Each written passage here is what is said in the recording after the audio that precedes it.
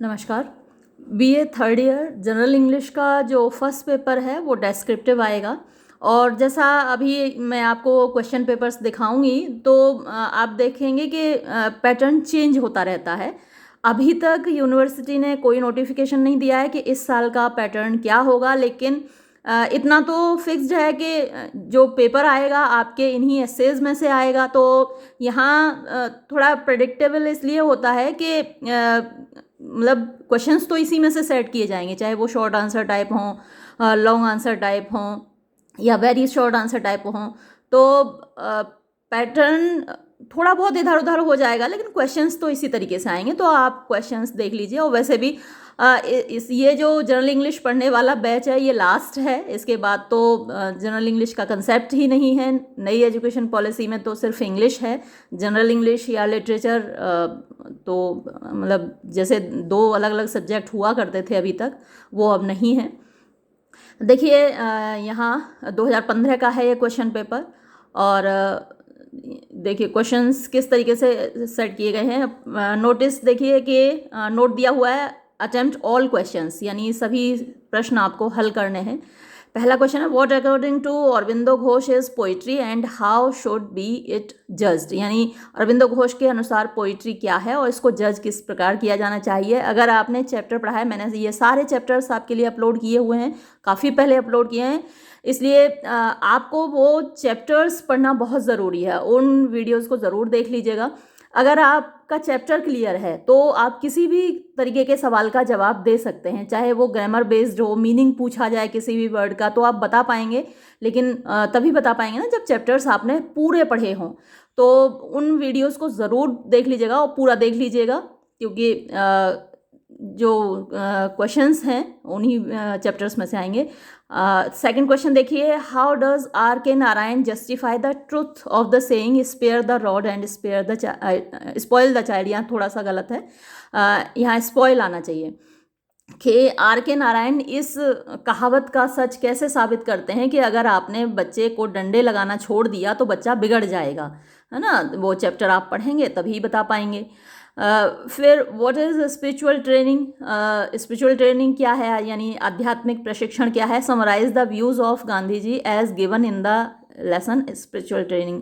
तो गांधी जी के जो विचार हैं स्पिरिचुअल ट्रेनिंग चैप्टर में वो आपको समराइज करने हैं। तो चैप्टर आपने पढ़ा है, आप आराम से समरी लिख सकते हैं उसकी। What does Jawaharlal Nehru think about the greatness of Mahatma Gandhi. Mahatma Gandhi की महानता के बारे में जवाहरलाल नेहरू क्या सोचते हैं, ये आपको डिस्कस करना है। फिर how does according to Niraj C Chaudhary the nature of English weather affect the personality of an Englishman, यानी निराज सी चौधरी के अनुसार जो English weather the nature of English weather affect the personality of Englishman, मतलब कि एक अंग्रेज के व्यक्तित्व को वहाँ का मौसम कैसे प्रभावित करता है, ये आपको क्लैरिफाई करना है। ये मैंने चैप्टर ये भी अपलोड किया हुआ है। Discuss Rajendra Prasad as a clean advocate of great ideas. तो यहाँ भी एक तरीके से आपको समरी लिखनी है चैप्टर की। तो लॉन्ग क्वेश्चन हो या शॉर्ट आंसर टाइप क्वेश्चन हो, आप आराम से अटैम्प्ट कर सकते हैं अगर चैप्टर्स आपने ढंग से पढ़े हैं। अब देखिए ये जो क्वेश्चंस हैं पिछले कई साल से इस तरीके के क्वेश्चंस तो नहीं आए हैं, लेकिन कभी भी आ सकते हैं, पैटर्न कभी भी चेंज हो सकता है। Give antonyms of the following, इनके ये जो वर्ड्स हैं इनके एंटोनिम्स आपको बताने हैं। कॉन्फिडेंट और यूनिटी। तो कॉन्फिडेंट का एंटोनिम डाउटफुल और यूनिटी का डिस्कॉर्ड। तो ये जो वर्ड्स हैं आपको तभी क्लियर होंगे जब चैप्टर आपने पढ़ा होगा। तो बार बार मैं यही कहती हूँ कि चैप्टर्स ज़रूर पढ़ लीजिए। फिर give one word for each of the following, यानी ये यहाँ वन वर्ड सब्स्टिट्यूशन दिए हुए हैं और ये भी आपके चैप्टर से ही लिए गए हैं। Chief church in which lies the bishop throne, यानी वो मुख्य चर्च जहाँ बिशप की गद्दी होती है तो उसको कैथेड्रल कहा जाता है। टू लर्न बाय हार्ट, यानी जबानी याद कर लेना तो उसको क्रैम कहा जाता है। और ये भी आपके चैप्टर्स में से ही हैं क्वेश्चंस। रीराइट द फॉलोइंग, इनको फिर से लिखना है। I never punished my boys, इसको पैसिव बनाना है। तो इसका पैसिव यहाँ पर दे ही रखा है, आंसर देखा है, my boys were never punished by me. फिर they had ample money, they built a nursery for the boy, begin with since. अब ये दो क्वेश्चन मतलब दो सेंटेंसेस हैं, उनको एक करना है और सिंस से शुरू करना है सेंटेंस को। तो since they had ample money they built a nursery for the boy. फिर है give adjectives of the following, इनके एडजेक्टिव देने हैं। आर्ट और साइंस, तो आर्ट का एडजेक्टिव आर्टफुल या फिर आर्टिस्टिक, और साइंस का साइंटिफिक। फिर देखिए make nouns from the following, इनके आपको नाउन्स बनाने हैं। बैरन और स्पीक। बैरन आपको मालूम ये एडजेक्टिव है ना। ये जैसे यहाँ पर थे ये नाउन्स थे, आर्ट नाउन था और साइंस भी नाउन था। इन दोनों नाउन से आपने एडजेक्टिव बनाए तो आर्टिस्टिक बना और साइंटिफिक बना। अब यहाँ पर आपको नाउन्स बनाने हैं। अब बैरन ऑलरेडी एडजेक्टिव है, अब इसका जो नाउन है वो बैरननेस है। बैरन माने जहाँ पर कोई कुछ उगता नहीं है, बंजर। और स्पीक माने बोलना है, ये वर्ब है। अब इसका आपको नाउन बनाना है तो उसका नाउन स्पीच है। अब यहाँ पर पैसेज दिया हुआ है, पैसेज पर बेस्ड क्वेश्चंस आगे आएंगे, वो आपको हल करने हैं। पैसेज को देख लीजिए। A good book may be the best of friends, यानी एक अच्छी किताब सबसे अच्छी दोस्त हो सकती है। It is the same today that it always was and it will never change, यानी आज भी ऐसा है और हमेशा से ऐसा रहा है और ये कभी नहीं बदलेगा। यानी जो पुस्तकें हैं, किताबें हैं, वो आपकी सबसे अच्छी दोस्त होती हैं और ये बात हमेशा से रही है, आज भी है और आगे भी नहीं बदलेगी। It is the most patient and cheerful of companions, किताब सबसे ज़्यादा पेशेंट माने धैर्यवान और चीयरफुल माने खुश रहने वाली दोस्त है, साथी है। It does not turn its back upon us in times of adversity, यानी जब मुसीबत का समय आता है तो अक्सर दोस्त बदल जाते हैं, लेकिन जो हमारा ज्ञान है, जो हमारी नॉलेज है, वो हमारा साथ कभी नहीं छोड़ती। Adversity of distress, distress means भी परेशानी है, तो परेशानी के वक्त अक्सर दोस्त बदल जाते हैं, लेकिन हमारी ज्ञान जो है वो कभी नहीं छोड़ता। It does not turn its back, अच्छा ये तो हो गया। It always receives us with the same kindness, amusing and instructing us in youth and comforting and consoling us in age. तो जो हमारी किताबें हैं, always receives us with the same kindness, यानी एक समान रूप से, उतनी ही दयालुता के साथ, उतनी ही भावनाओं के साथ। अम्यूजिंग माने उतनी ही खुशी के साथ। जब बुरा वक्त आता है तो दोस्त आपको खुशी से रिसीव नहीं करते हैं, आपको देख के मुंह बना लेते हैं, तो ऐसा पुस्तकें नहीं करती हैं, ऐसा आपकी नॉलेज नहीं करती है। एंड इंस्ट्रक्टिंग अस, और हमको सलाह देती है, इन यूथ युवावस्था में। एंड कंफर्टिंग अस, और हमको राहत देती है। कंसोल माने भाई राहत देना होता है। इन एज, बुढ़ापे में। The world of a man's life is for the most part the world of his thoughts, तो एक मनुष्य का जो जीवन है उसका ज़्यादातर भाग उसके विचारों का संसार होता है ना। एक मनुष्य सिर्फ शरीर नहीं होता, उसका एक सोल होती है, उसका एक माइंड होता है, उसका एक आइडियोलॉजी होती है, विचारधारा होती है। तो मनुष्य का जो ज़्यादातर भाग है वो उसकी आइडियोलॉजी है, उसकी विचारधारा है। Books possess an sense of immortality, अब किताबों के अंदर एक अमरता की भावना होती है। They are the most lasting products of human effort, वो मोस्ट लास्टिंग माने सबसे ज़्यादा समय तक रहने वाला प्रोडक्ट है, उत्पादन है, ऑफ ह्यूमन एफर्ट माने मानवीय प्रयासों का।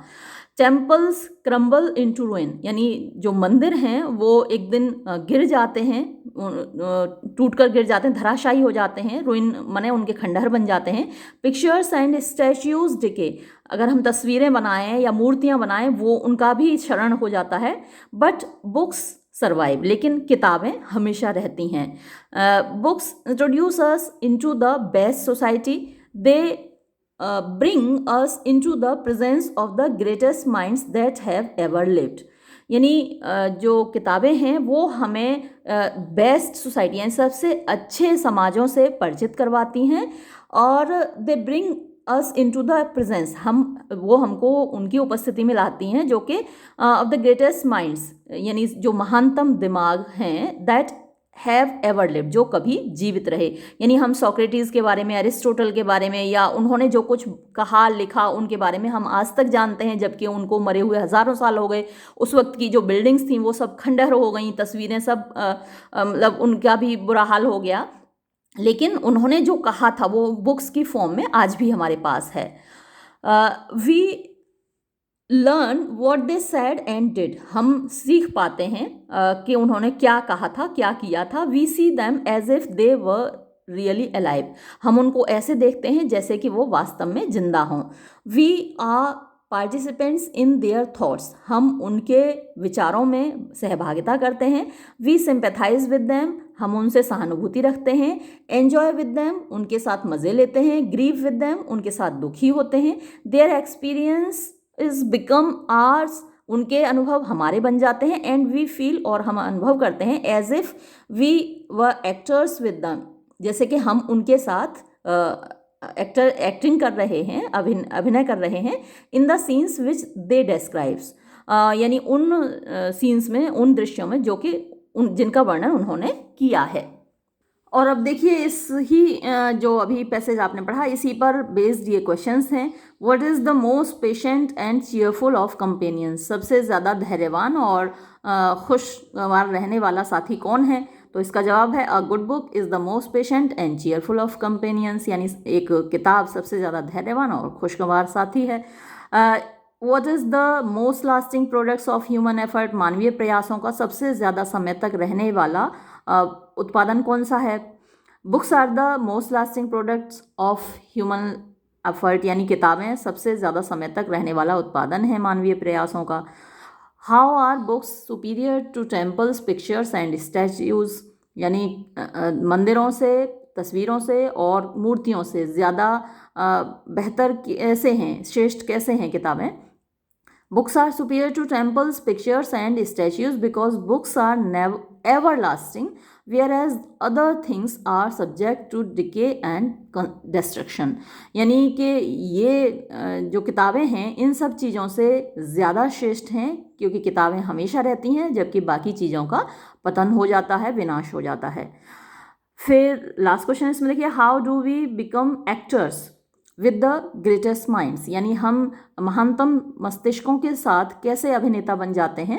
We become actors with the great minds because we participate in their thoughts and feelings and experiences and become one with them, यानी हम महानतम मस्तिष्कों के साथ अभिनेता बन जाते हैं क्योंकि हम उनके साथ, उनके विचारों में, उनकी भावनाओं में, उनके अनुभवों में पार्टिसिपेट करते हैं, सहभागिता करते हैं और उन्हीं में से एक बन जाते हैं। कब बन जाते हैं? जब हम एक अच्छी किताब पढ़ते हैं। तो ये पैटर्न था 2015 में, और यही पैटर्न था 2016 में।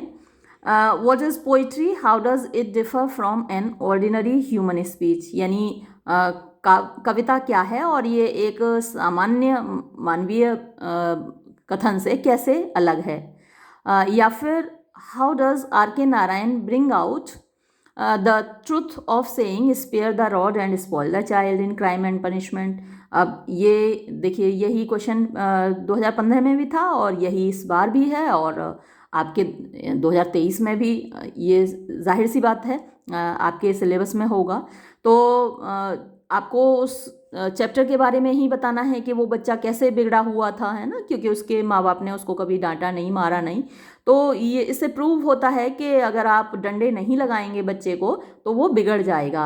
आज का जो युग है, आधुनिक युग में बच्चों को बड़े नाजुक तरीके से पाला जाता है। अरे भाई बड़ा डेलिकेट है हमारा बच्चा, डांटना नहीं, टीचर को भी बोलते हैं।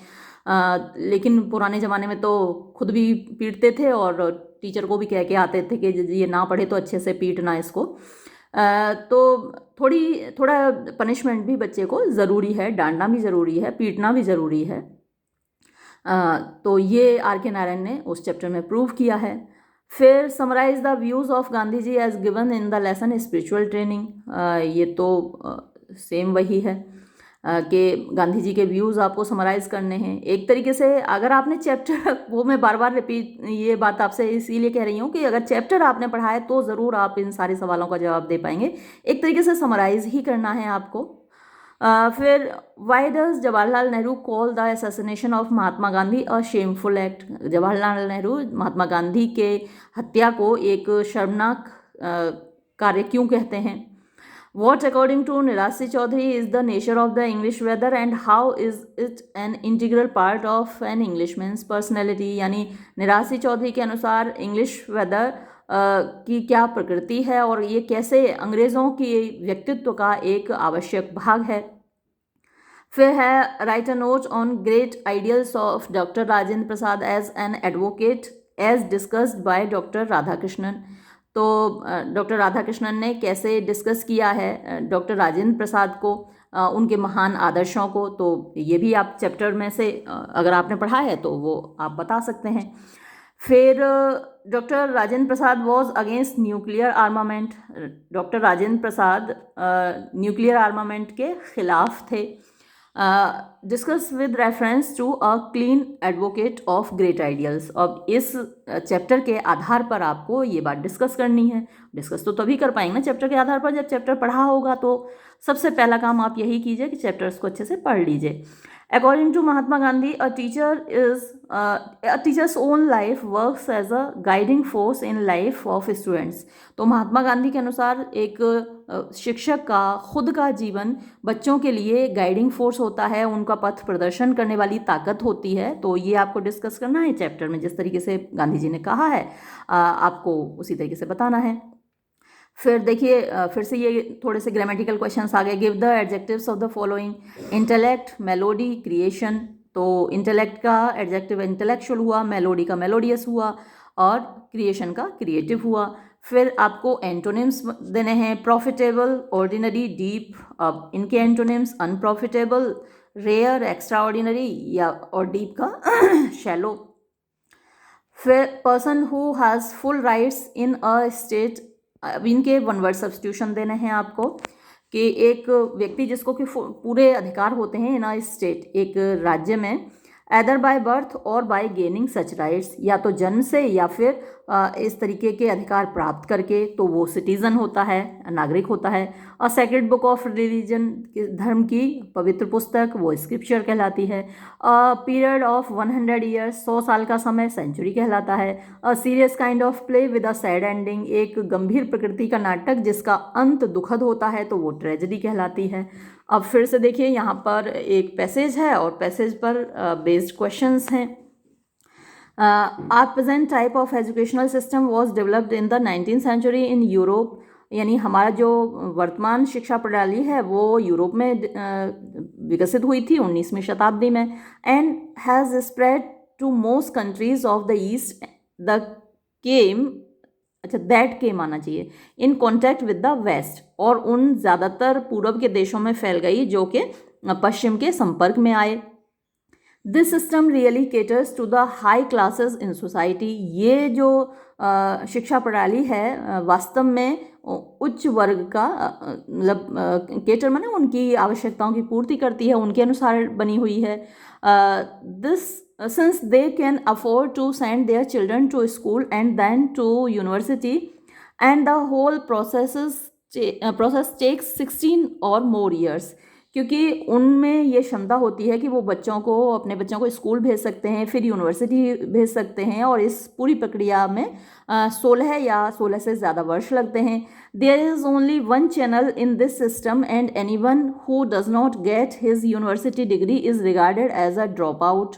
और इस शिक्षा प्रणाली में केवल एक ही चैनल है, और जिस किसी को अपनी यूनिवर्सिटी डिग्री नहीं मिलती उसको ड्रॉप आउट कहा जाता है। And it is not easy to reenter, और फिर से उसमें प्रवेश करना आसान नहीं होता। हालांकि अब जो नई एजुकेशन पॉलिसी है उसमें आप कभी भी री एंटर कर सकते हैं।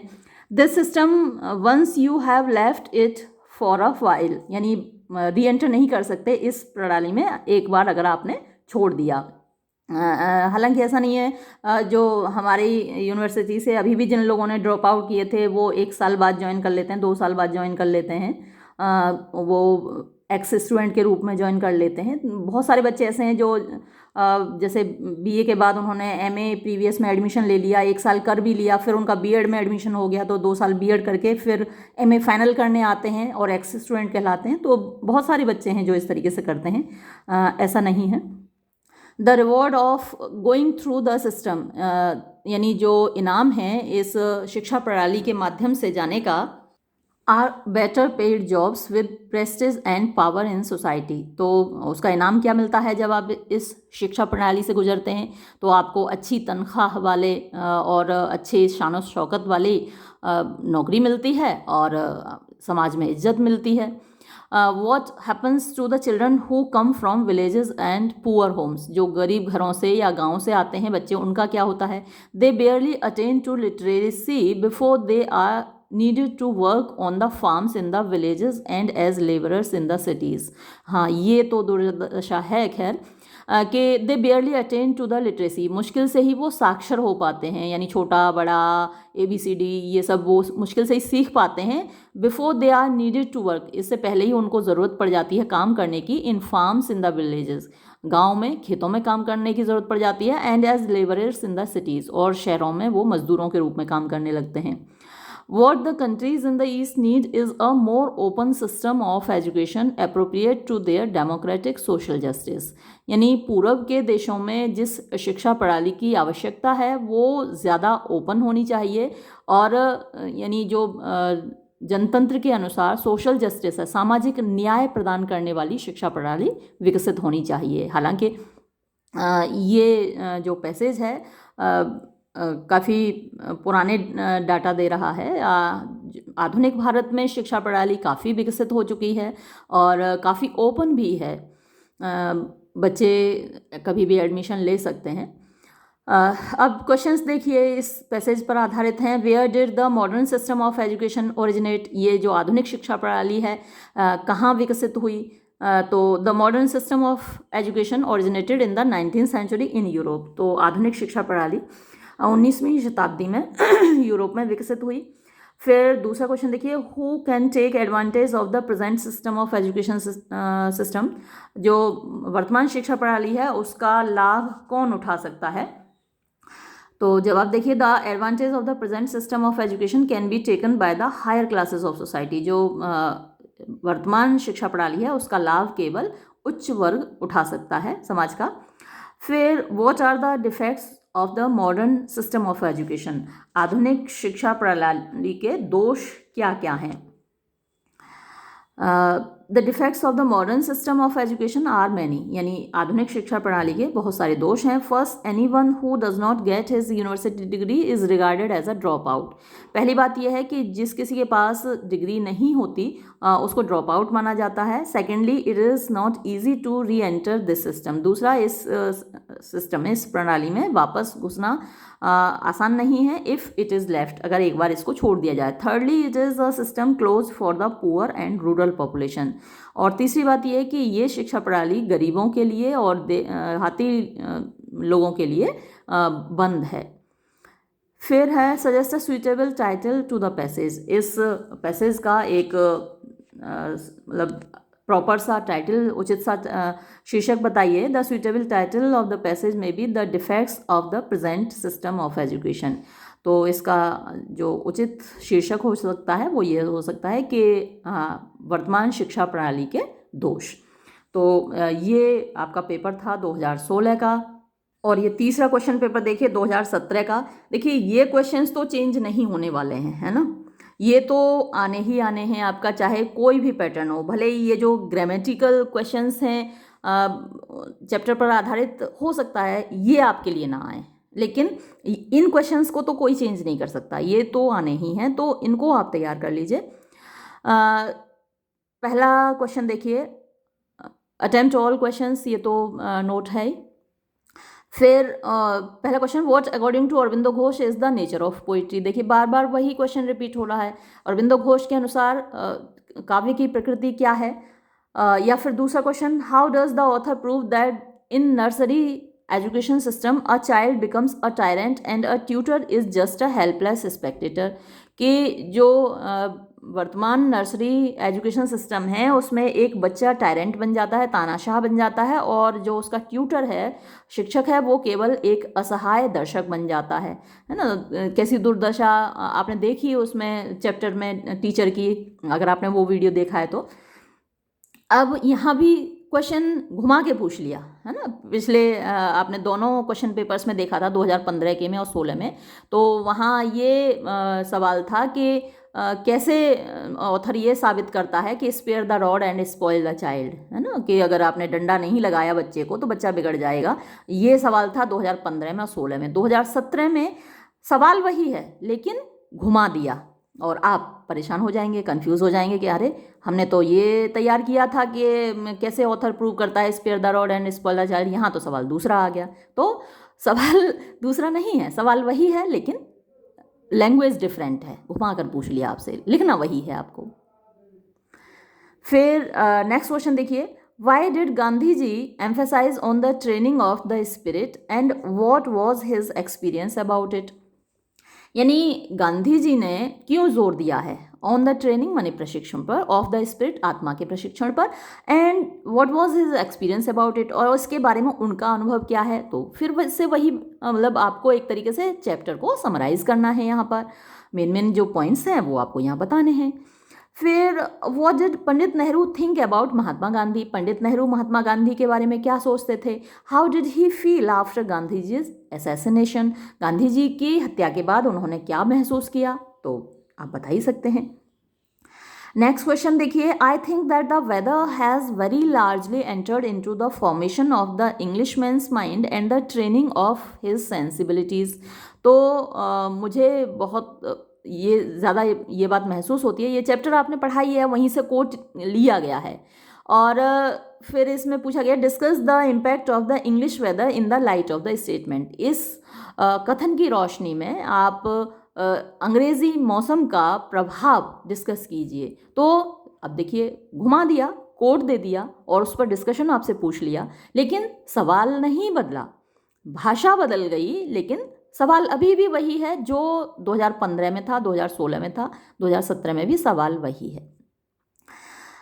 फिर है, how did doctor Radhakrishnan prepare himself for politics. Doctor Radhakrishnan ने अपने आप को राजनीति के लिए कैसे तैयार किया।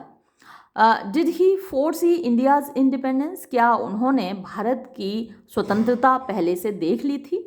तो ये आपने चैप्टर पढ़ा है तो जवाब दे पाएंगे।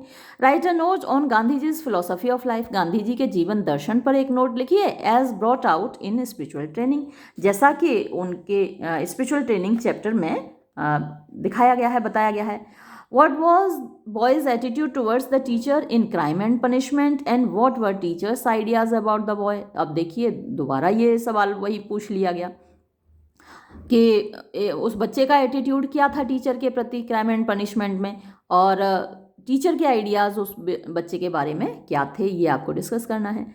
फिर देखिए ग्रामेटिकल क्वेश्चंस हैं, बहुत संभावना ये है कि इस तरीके के सवाल आपके लिए नहीं आएंगे, लेकिन हमेशा बेनिफिशियल होते हैं, आपसे कहीं भी किसी भी जगह पूछे जा सकते हैं, तो नुकसान तो कोई नहीं है इनको भी देख लेने में। इनको फ्रेजेस को प्रयोग करना है अपने सेंटेंसेस में। देखिए तो बिल्कुल सवाल बदल गया।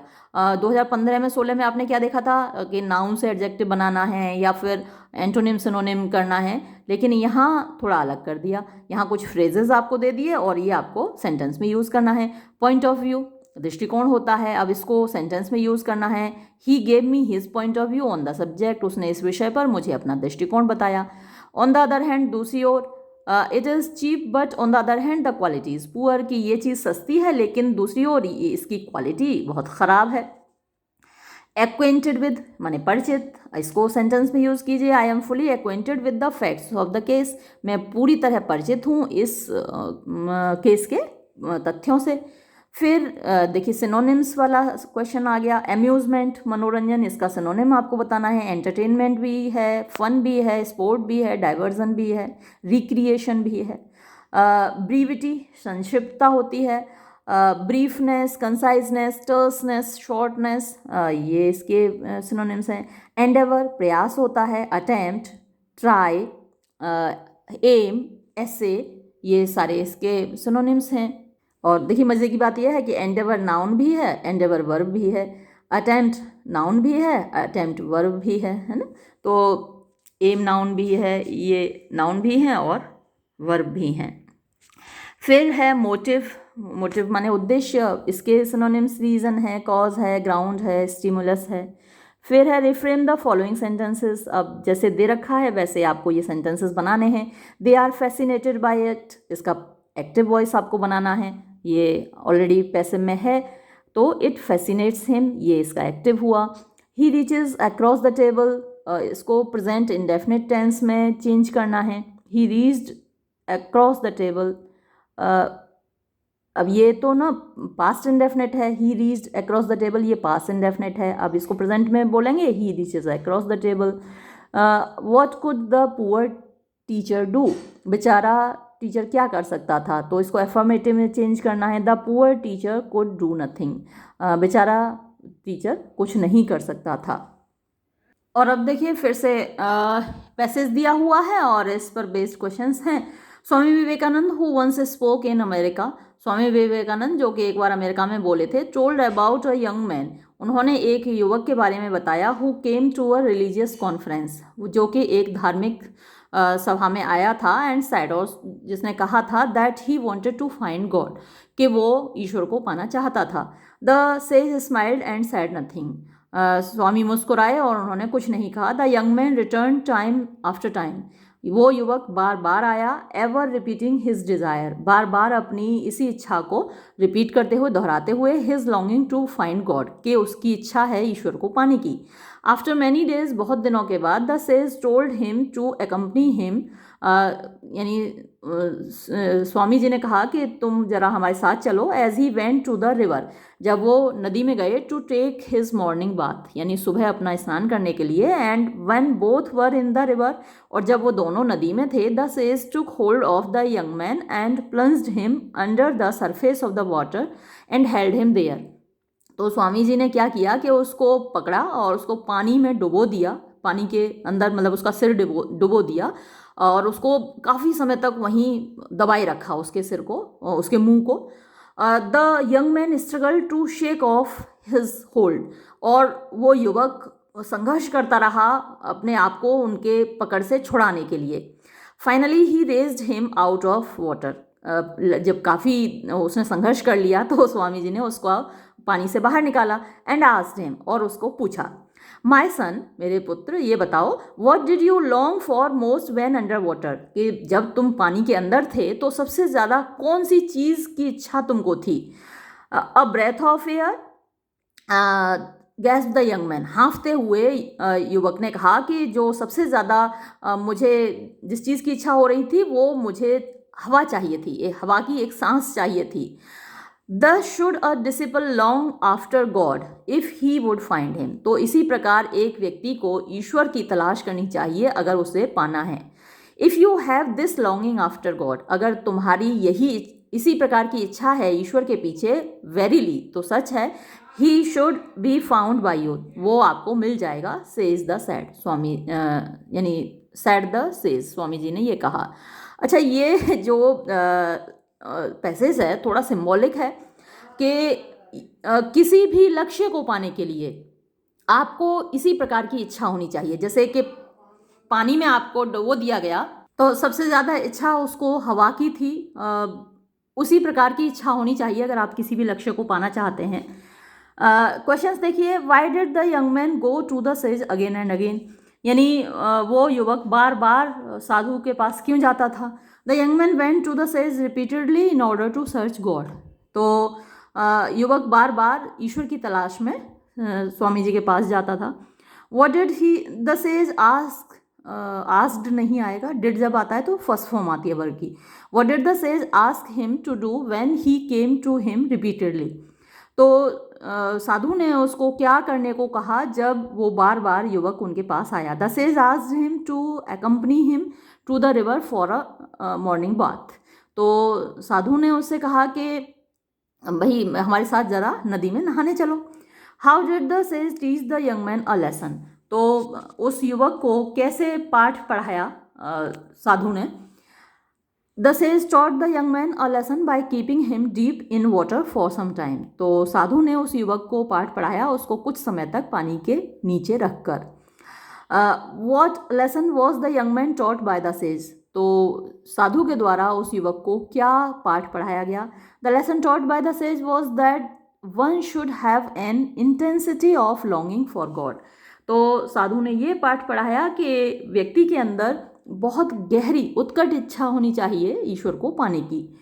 विच phrase in the passage means to get rid of. तो किस फ्रेज का मतलब है, पैसेज में दिए गए किस फ्रेज का मतलब है छुटकारा पाना?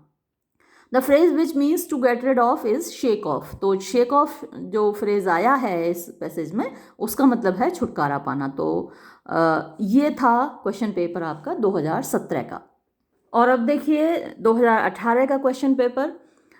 इस बार जो न्यू एजुकेशन पॉलिसी वाले क्वेश्चन पेपर सेट हो रहे हैं वो इसी पैटर्न पर आ रहे हैं। ABC सेक्शन है उसमें।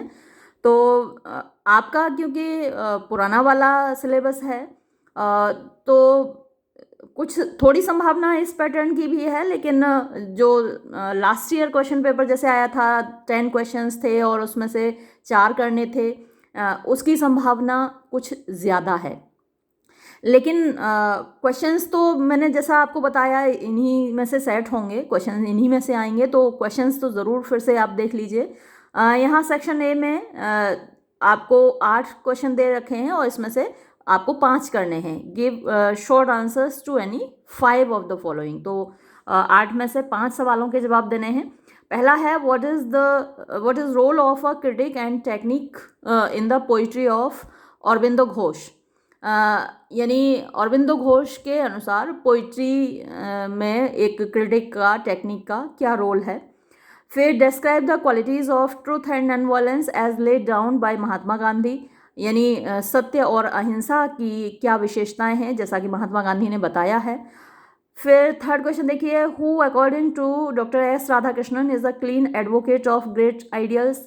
डॉक्टर एस राधाकृष्णन के अनुसार कौन है एक clean advocate of great ideals, यानी महान आदर्शों का एडवोकेट, मतलब प्रवक्ता आप कह सकते हो। क्लीन माने साफ सुथरा, एक साफ सुथरा प्रवक्ता महान आदर्शों का। फिर next question, what is Chicago, how has Swami Vivekananda explained it.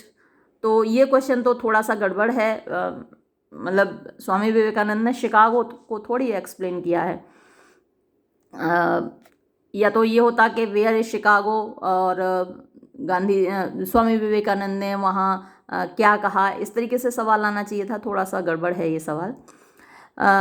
फिर है what are Nehru's views about Gandhi ji as expressed in his homage to Gandhi. यानी नेहरू जी के क्या विचार हैं गांधी जी के बारे में, जैसा कि अभिव्यक्त हुए हैं वो विचार होमेज टू गांधी इस चैप्टर में।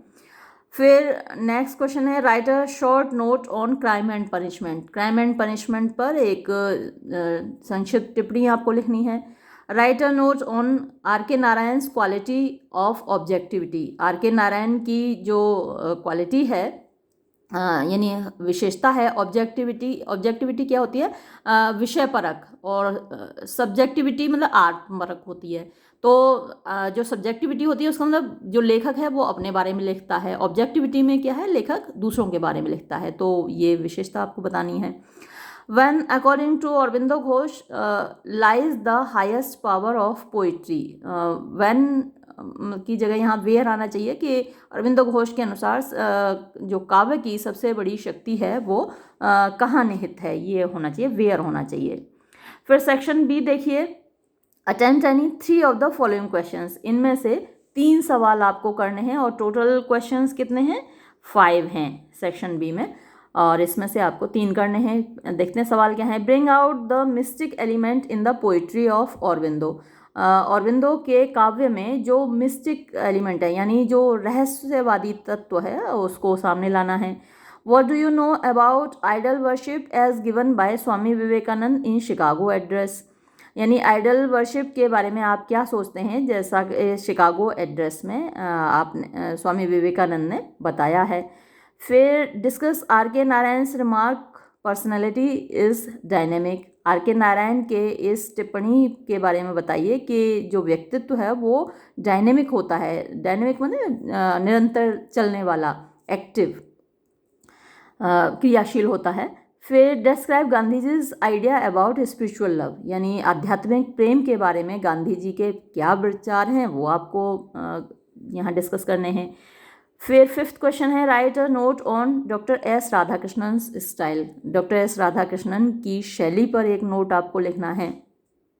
इसके बाद सेक्शन सी देखिए, attempt any true of the following questions, यानी 4 क्वेश्चन दिए हुए हैं, लॉन्ग क्वेश्चन है और इसमें से आपको 2 करने हैं। Write the theme of the essay the essence of poetry by Aurobindo, यानी श्री औरबिंदो का जो एसेंस ऑफ पोइट्री चैप्टर है उसकी थीम आपको बतानी है। Summarise Gandhi's views on spiritual training, Gandhi ji के व्यूज़ बताने हैं स्पिरिचुअल ट्रेनिंग पर, तो उनकी समरी लिखनी है एक तरीके से चैप्टर की। Right a critical appreciation of the essay a clean advocate of great ideals, तो इस निबंध की आपको क्रिटिकल एप्रिशिएशन लिखनी है।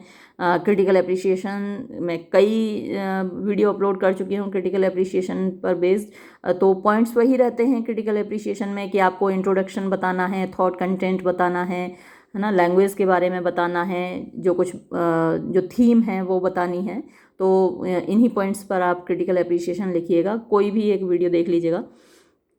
Right the title crime and punishment and bring out its significance, जो टाइटल है क्राइम एंड पनिशमेंट उसको जस्टिफाई करना है, जस्टिफाई द टाइटल, यानी उसको सही ठहराना है और इसका महत्व आपको बताना है। तो फिर से वही spare the rod and spare the child, उस तरीके से नहीं पूछा सवाल, इस तरीके से पूछ लिया, आपको बताना वही है जो कुछ उस चैप्टर में कहा गया है कि अगर आप डंडे नहीं लगाएंगे बच्चे को तो बच्चा बिगड़ जाएगा। और 2018 के बाद 2019 में भी यही सेम पैटर्न आया और आपको मालूम ही है कि कोविड-19 आ गया। फिर अगली बार तो यानी 2019 में तो एग्ज़ाम हो गए 2019 का इसी पैटर्न पर, फिर जो सारा कबाड़ हुआ उसके बाद तो आपको मालूम ही है कोविड-19 के बाद। और जो लास्ट वाला क्वेश्चन पेपर है लास्ट ईयर, वो उसमें 10 में से 4 आए थे। वो क्वेश्चन पेपर तो मेरे पास कहीं रखा हुआ था लेकिन इस वक्त नहीं मिल रहा है मुझे जब मैं ये वीडियो बना रही हूँ, लेकिन बहुत संभावना उस पैटर्न की है कि आपको 10 क्वेश्चंस दिए जाएंगे, उसमें से 4 आपको करने होंगे।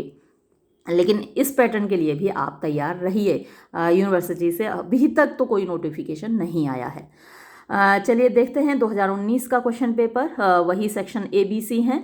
पहला सेक्शन है जिसमें से आपको 5 करने हैं और क्वेश्चंस कितने हैं, 10 हैं। बहुत चॉइस दी है 2019 में। तो पहला क्वेश्चन देखिए, what is an ordinary man's idea about poetry, यानी कविता के बारे में एक साधारण व्यक्ति के विचार क्या हैं। दूसरा, how does an ordinary speech differ from a poetic speech, एक काव्यात्मक अभिव्यक्ति से एक साधारण अभिव्यक्ति कैसे भिन्न होती है। How was the child spoiled by his parents and tutor, अपने माता पिता और ट्यूटर के द्वारा बच्चे को कैसे बिगाड़ दिया गया था। Why did the child burst into tears, बच्चा एकदम से फूट फूट कर क्यों रोने लगा। फिर व्हाट इज़ स्पिरिचुअल ट्रेनिंग, यानी आध्यात्मिक प्रशिक्षण क्या है। How can a teacher affect the spirit of his people's, यानी एक शिक्षक अपने जो प्यूपल्स हैं यानी अपने जो विद्यार्थी हैं उनकी आत्मा को कैसे प्रभावित कर सकता है। When was Gandhi ji assassinated, Gandhi ji की हत्या कब हुई। फिर 8th क्वेश्चन देखिए, who mourn the death of Gandhi ji and paid homage to him in the constituent assembly, किसने गांधी जी की मौत पर शोक व्यक्त किया, विलाप किया और कॉन्स्टिट्यूएंट असेंबली में यानी संविधान सभा में उनको श्रद्धांजलि दी।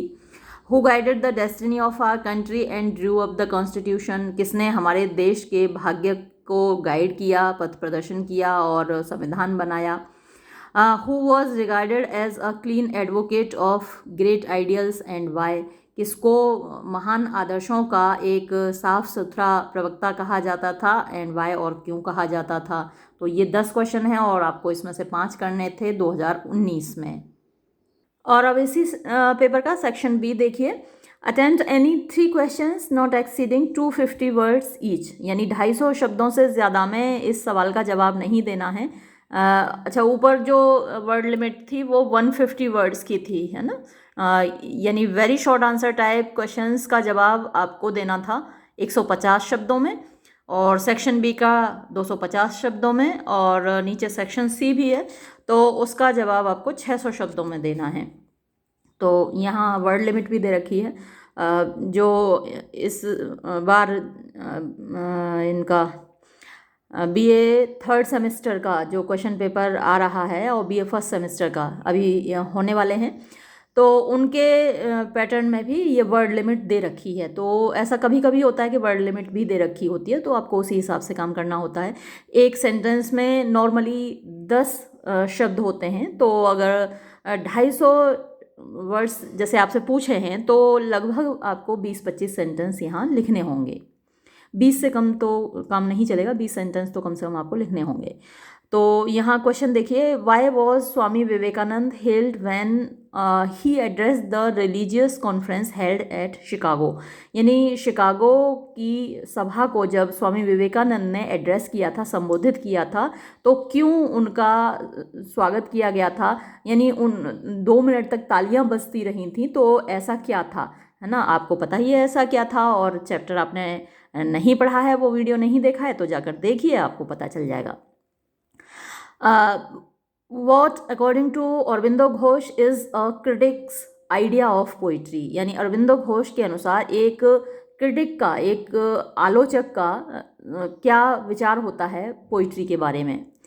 फिर Y was the child unwilling for his lessons, यानी वो बच्चा क्यों अनमना था अपना पाठ सीखने के लिए, पढ़ने के लिए। How did he behave with his tutor, उसने अपने ट्यूटर के साथ किस प्रकार व्यवहार किया। फिर है why was Gandhi ji against the exercise of corporal punishment, Gandhi ji शारीरिक दंड के खिलाफ क्यों थे। What was his personal experience, उनका व्यक्तिगत अनुभव क्या था। फिर नेक्स्ट क्वेश्चन है, why was the assassination of Gandhi ji regarded as a shameful act, Gandhi ji की हत्या का कृत्य एक शर्मनाक बात क्यों थी। तो ये भी चैप्टर में दे रखा है। Why was doctor Rajendra Prasad regarded as a man of peace and non violence, यानी डॉक्टर राजेंद्र प्रसाद को शांति और अहिंसा का व्यक्ति क्यों माना जाता था। तो ये सभी सवालों के जवाब अगर आप दे सकते हैं अगर आपने चैप्टर पूरा पढ़ा है। तो पहली शर्त सफलता की यही है कि चैप्टर ज़रूर आप पूरा पढ़िए। फिर सेक्शन सी है, यहाँ attempt any 2 questions not exceeding 600 words. तो 600 वर्ड्स का मतलब आपको लगभग 60 सेंटेंस हो गए। 60 अगर ना लिख पाएँ तो 50 सेंटेंस तो होने ही चाहिए सेक्शन सी में। यहाँ देखिए, what is poetry and what are its essential characteristics, यानी पोइट्री क्या है और इसकी आवश्यक विशेषताएं क्या हैं। फिर how does the author prove the truth of the saying spare the rod and spoil the child, ये तो आप जानते हैं कितना इंपॉर्टेंट क्वेश्चन है, रिपीट होता ही है। भाषा बदल जाती है लेकिन ये सवाल नहीं बदलता।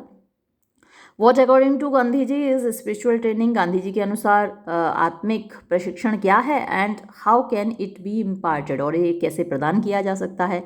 Gandhi ji was great both in life and death, Gandhi ji जीवित थे तब भी महान थे, मरे तो भी महान हैं। डिस्कस आफ्टर जवाहरलाल नेहरू, जवाहरलाल नेहरू के अनुसार इसको डिस्कस कीजिए।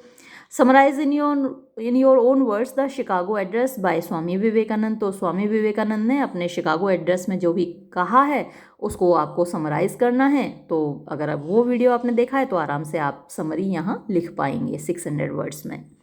तो ये थे कुछ क्वेश्चन पेपर्स। कितने हो गए टोटल भाई? 15, 16, 17, 18, 19, यानी कुल 5 क्वेश्चन पेपर हो गए। अगर इनके बेसिस पर आप अपनी तैयारी करते हैं और ख़ास कर उन सारे चैप्टर्स को ज़रूर आप पढ़ लीजिए, तो इसमें कोई संशय नहीं, कोई डाउट नहीं कि आप अच्छे मार्क्स लेकर आएंगे। आप लास्ट बैच हैं पुरानी एजुकेशन पॉलिसी के, और उम्मीद है आप अच्छा ही करेंगे। और ये वीडियो मैं यहीं समाप्त करूँगी। धन्यवाद।